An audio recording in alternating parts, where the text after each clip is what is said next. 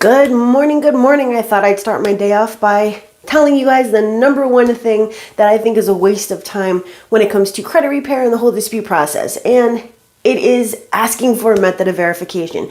Now, some of you may not agree with me, and that's okay because as humans, we are able to disagree with each other and agree with each other, right? But I'm going to tell you why I think this is a huge waste of time and what you should be doing instead, all right? So stay tuned.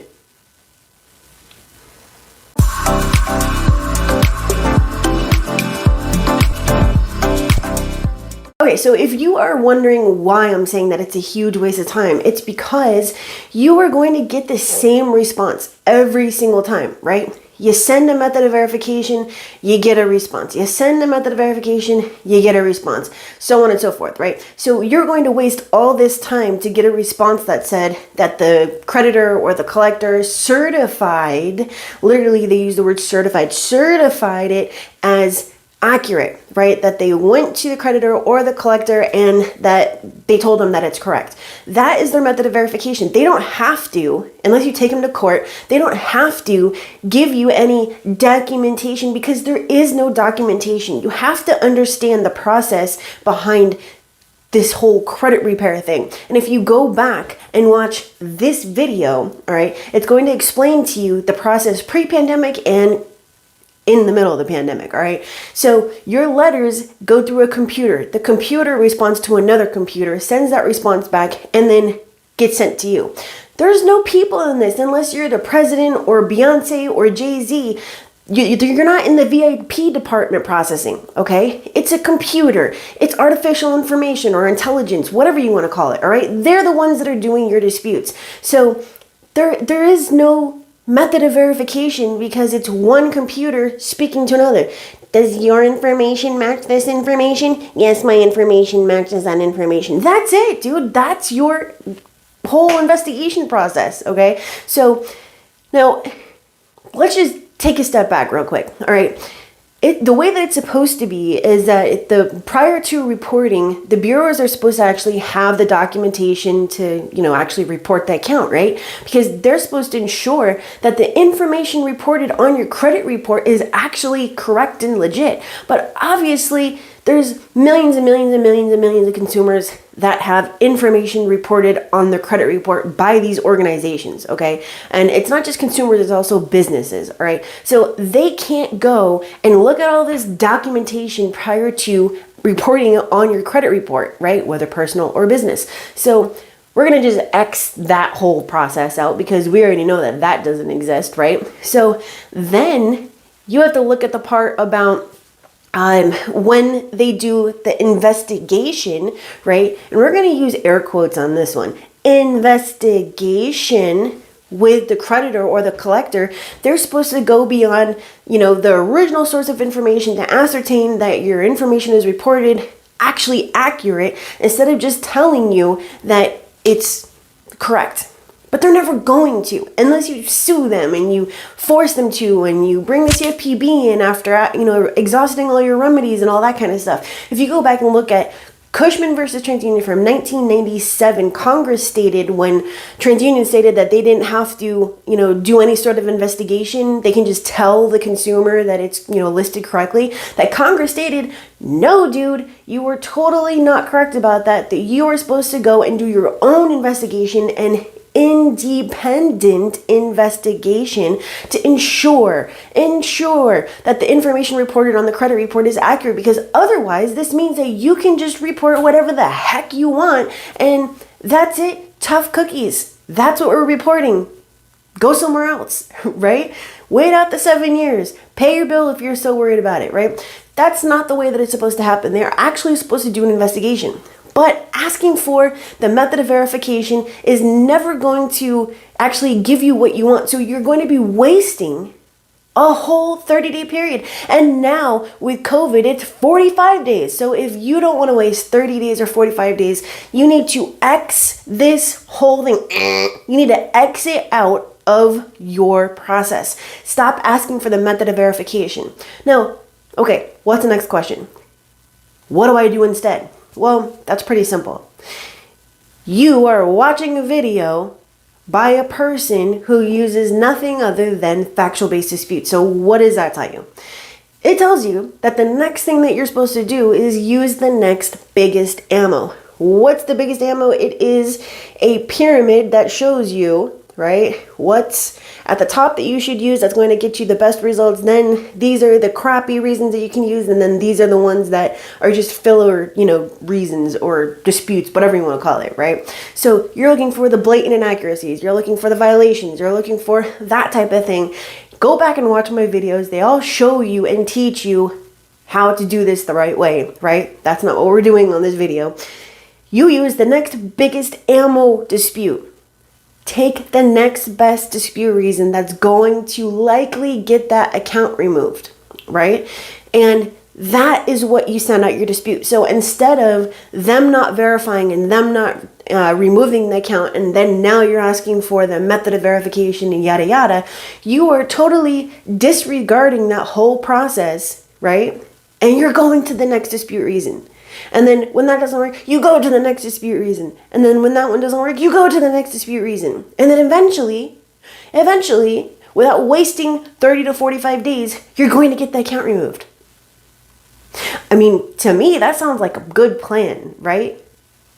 They don't want to do something, I keep going. They don't want to do something, I keep going. They don't want to do something, I keep going. And then I get my deletion. Instead of, oh, well, I'm just going to let you, steal 45 days from me, and I'm just going to ask for the method of verification because it's never going to give me what I want, and I like wasting time. Dude, don't do it. Don't do it. The number one thing that I see people wasting time on is sending the wrong disputes.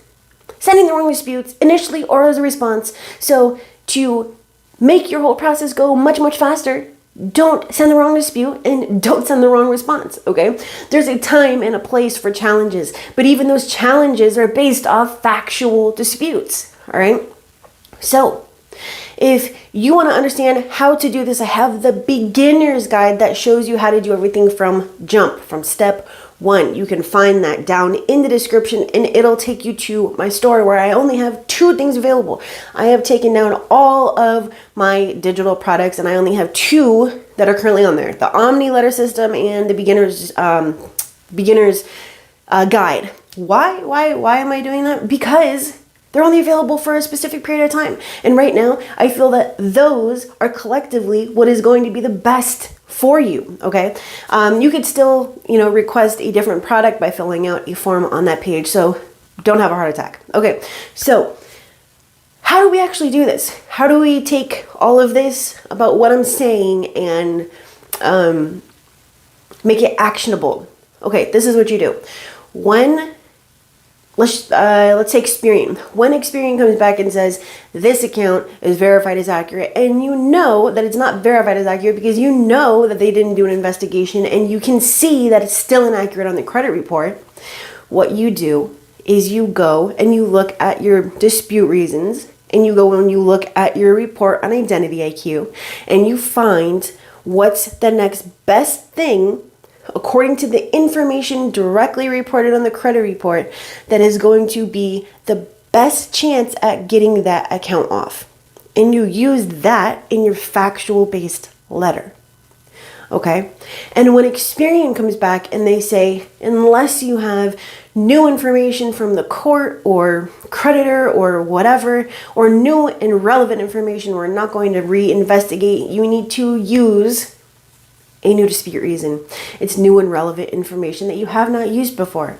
Okay? See, every single roadblock that you encounter, there is a factual thing that you can do that's going to bust you right through that obstacle, okay? There's no such thing as obstacles when it comes to credit repair and credit sweeps. The only obstacles are the ones that you are creating for yourself. What we need to do is step away from the things that we know and just look at this as regular humans and say, okay, what do I do now?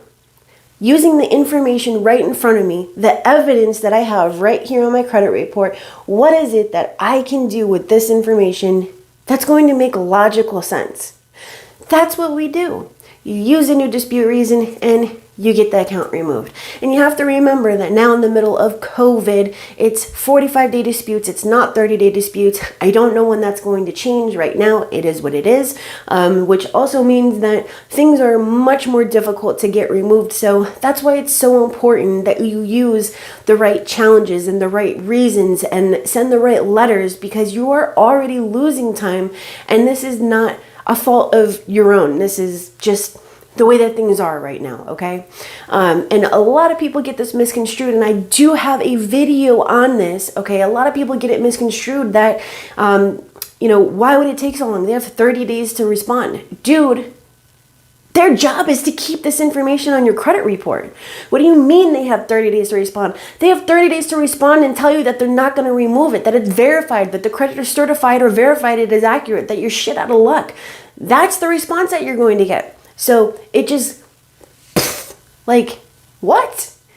Yeah, they have a specific time frame to actually respond to you, but it's not the response that you're going to get. They make money by keeping this information on your credit report. The bureaus are not in the credit business. They are in the data business. They obtain, maintain, and sell your information, okay? And if you take things away from them, then that means that they don't make money anymore. So when they're not reporting something, they're not getting paid by it. So why would they want to remove it? It's a conflict of interest. And if you want to see more information about that, go watch this video from 2018.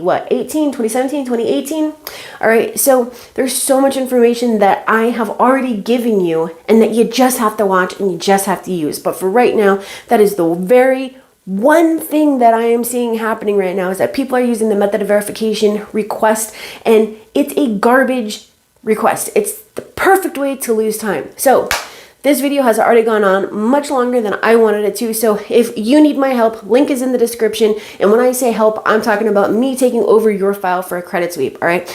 If you are looking for my coaching or my consulting video calls, kind of like this, except for it would be live, you can find that link down in the description, and everything has its own pricing. All right.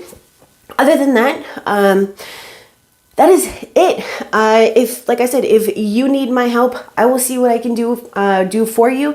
And instead of saying 1,000 times, I'm just going to say bye. Have a great day. Make sure to keep yourself safe, and I will see you guys later, because I do have a CFPB video coming out for you. All right, bye.